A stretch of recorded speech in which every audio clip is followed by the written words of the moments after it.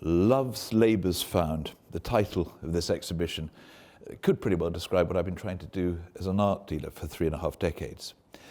But this show, this exhibition, which we're still setting up, focuses on Elizabethan and Jacobean portraiture. And I've boiled it down to 3 reasons, I think, why this has bewitched me as a subject for so long.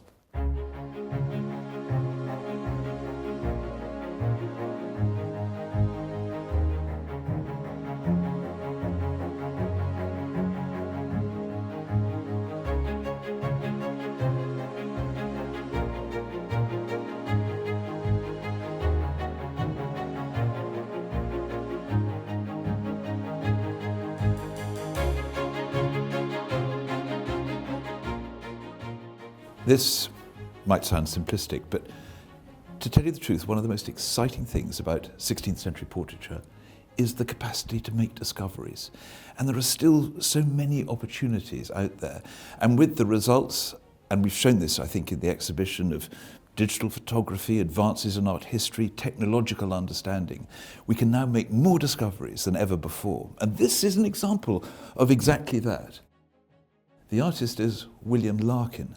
And this stoic-faced gentleman emerged unrecognized in America, where it had been for at least 100 years, the artist unknown. William Larkin is the most distinguished of painters, known for his marble clear faces and the extraordinary intricacy of his costume. I mean, just look at that ruff. You know, try and follow it. The knots and the lines, it's absolutely magnificent. But what this painting reminds us of is this terribly exciting thing that gets you out of bed as an art dealer and as an art historian of this era, and that is the potential, the capacity to make discoveries. Here are a few that we've made over the decades that got my heart racing.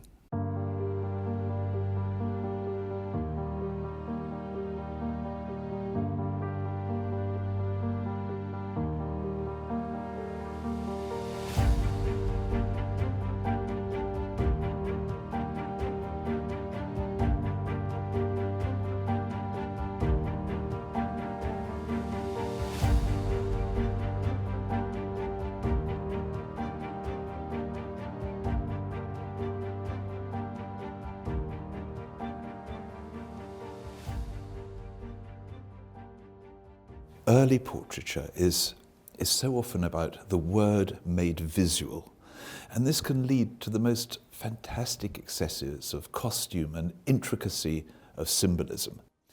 Here behind me, not that she needs much introduction, is a portrait of Elizabeth I.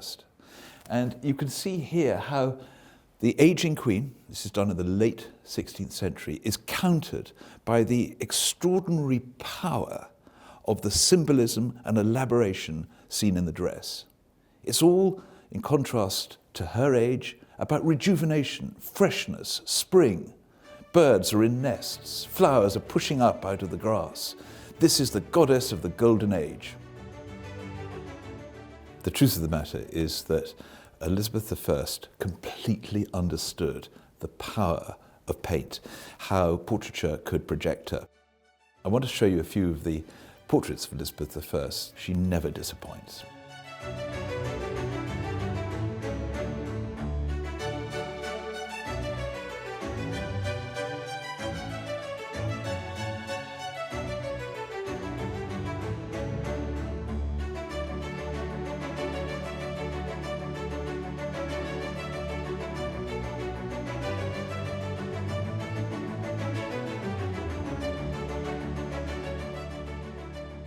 But there's another reason I've worked out why faces, people of this period, reach you so affectingly and directly. And that has something to do with the uncluttered way in which they are portrayed. You see features, you see haircuts much more clearly. This is 100 years before that great wig would sometimes drown the personality of a subject, partly through the influence of artists like Holbein, who produced these beautifully crystal clear visages. In the 16th century, it is possible to reach people in the same way that a casting director might show you a catalogue of potential actors and actresses. This portrait by George Gower as a superb example of this. George Gower, incidentally, an artist who, as a result of the most progressive art history in the last few years, we now know so much more about. But look at his face, look at his hair, look at his expression and how you access his soul and his feelings. You are affected by his own sensitivity. This is a Shakespearean way of showing a face. Have a look at some of the faces that we've had through the years and see if you agree with me. Some of them are remarkably accessible in the 21st century sense.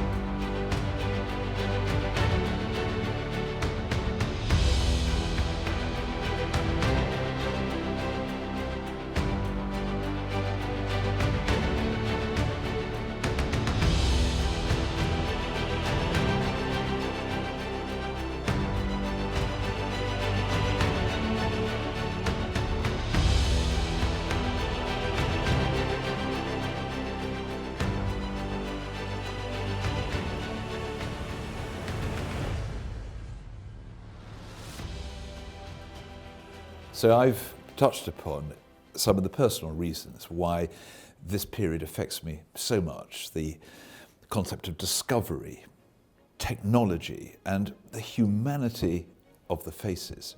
But this exhibition is also an attempt to show you, using some of this cast of characters around us, how art history in this period has progressed. We now know so much more than we did a few generations ago when I started as an art dealer. And I hope you can enjoy it and luxuriate in some of these images, and with the help of the catalogue, just see now how much more we know.